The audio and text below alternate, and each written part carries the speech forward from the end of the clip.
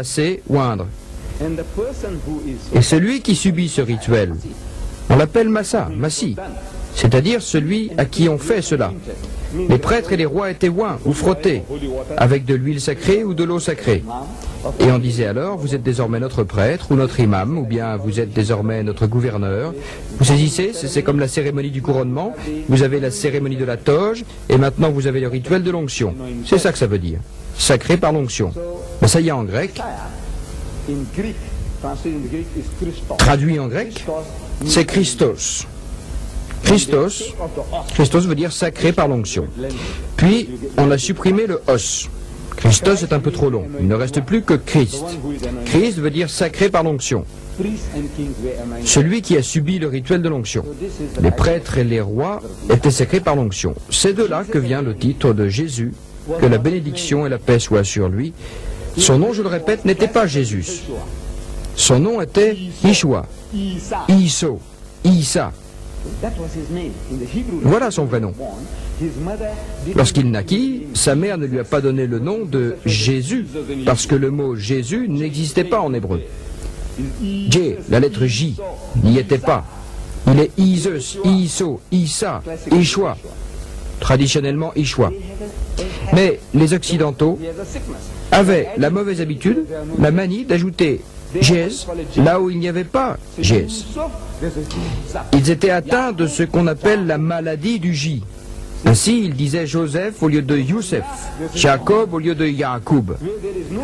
Johanna, ils l'appelaient Jean. Là où il n'y a pas un J, ils en ajoutent un. Ils latinisaient les mots, comme s'il s'agissait d'une langue occidentale. C'est une maladie qui frappe pratiquement tous les peuples, mais plus particulièrement les chrétiens. Ils rajoutent Jésus.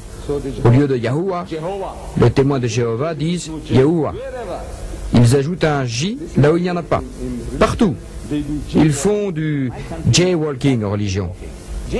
Dans mon pays, on vous fait payer une amende pour jaywalking. Jaywalking, celui signifie traverser la rue en dehors des passages pour piétons. Chez nous, il y a des passages pour piétons sur les grandes routes, et si vous traversez partout ailleurs, la police vous arrête et vous fait payer une amende pour jaywalking. Les chrétiens ont commis un jaywalking à propos des noms propres. Partout et sans exception.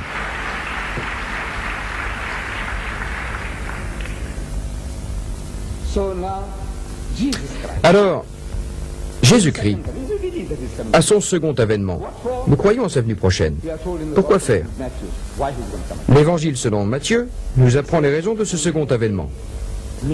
Beaucoup me diront en ce jour-là, quand il reviendra, le jour du second avènement, Seigneur, Seigneur, n'avons-nous pas prophétisé en ton nom, et chassé les démons en ton nom, et accompli des prodiges en ton nom? N'avons-nous pas fait toutes ces choses-là en ton nom?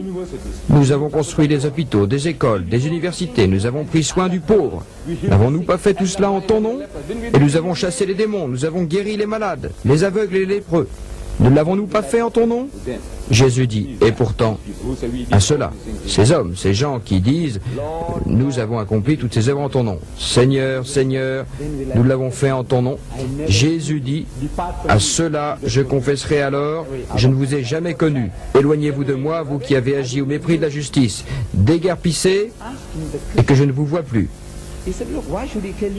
Votre sac,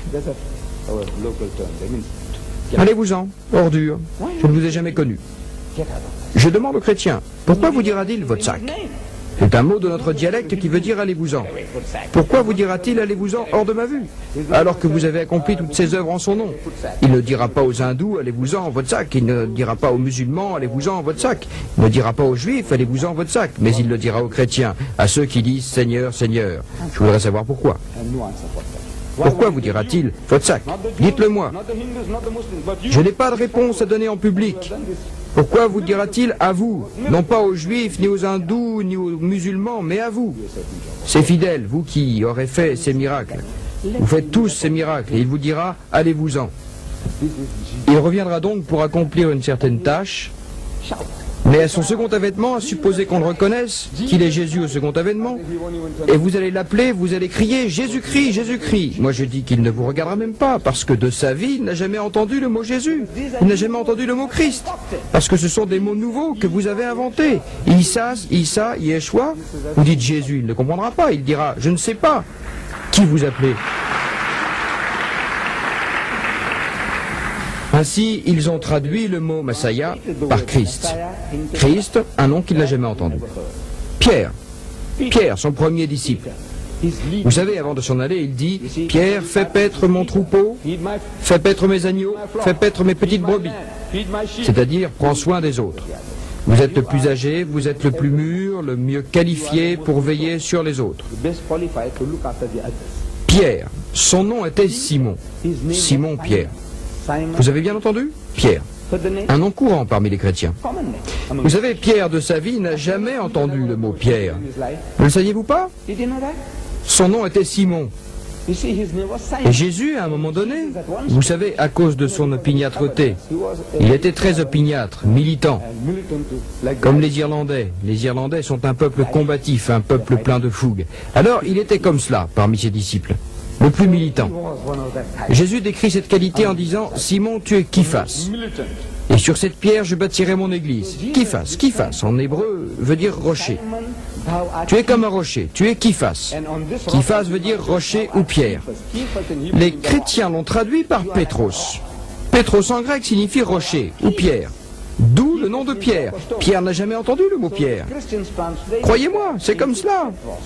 Je veux bien qu'on me dise, non, vous vous trompez, je veux bien qu'on me corrige, j'en instruis, venez discuter avec moi. Je dis, de sa vie, Pierre n'a jamais entendu le mot Pierre. Il était Simon Képhas.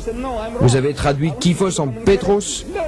Képhos veut dire rocher ou pierre, Pétros veut dire rocher ou pierre, de cela vous avez forgé le mot Pierre. Que s'est-il passé?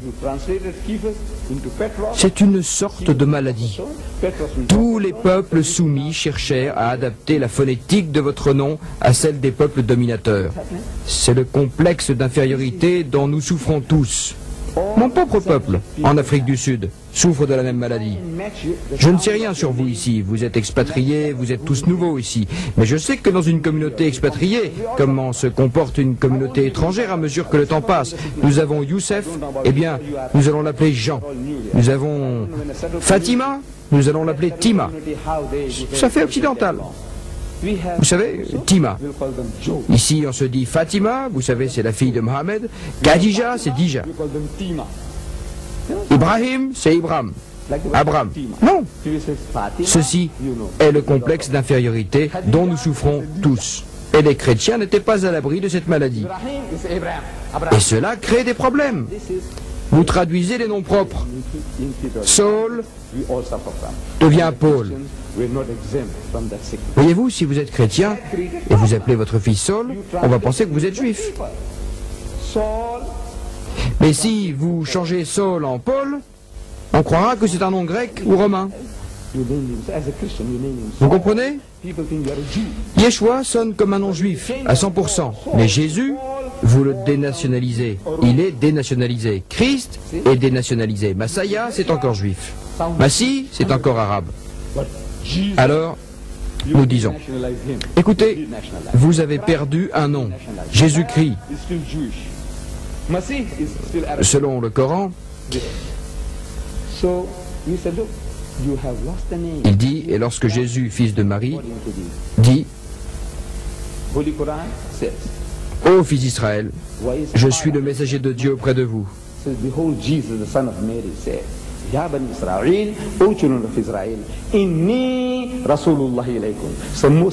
viens confirmer ce qui m'a précédé comme Torah.